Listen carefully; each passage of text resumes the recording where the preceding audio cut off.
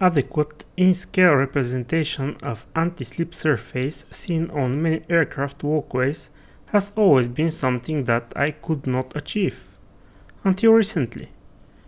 I stumbled upon a concoction which I used for different purposes, but then it hit me, and it is super easy to apply.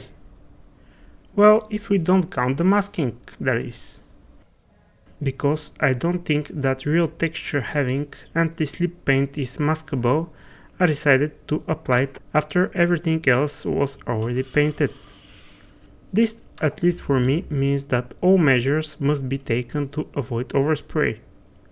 Also, over markings painted or especially in the form of decals, I like to put some paper and then the masking tape. It is not nice to rip off any of that.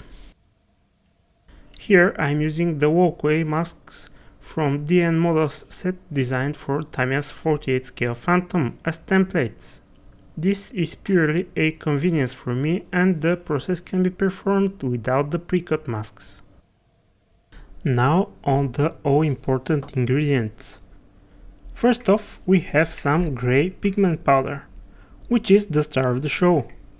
To dissolve this into a spray paintable consistency, I use Mr. Leveling Thinner. I cannot say what is the suitable ratio, but the powder needs to be enough to saturate the thinner. The best way to get the right consistency is to test it yourself. The goal is to have even coverage. Since the pigment I have is a bit lighter in color than what I want, I added a little bit of Tamiya LP65 Rubber Black. The paint, I suppose, also acts as binder, helping the texture to stay together. The application is pretty straightforward.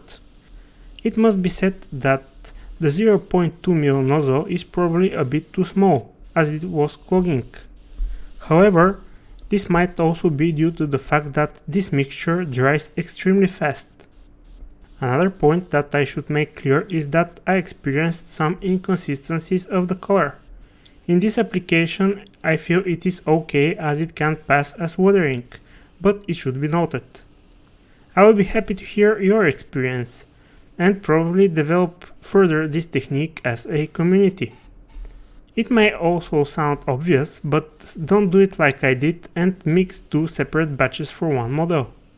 The color can never be matched. I was testing on the fly and then I had to shoot the video, which kind of forced me to mix two batches, otherwise I cannot recommend it.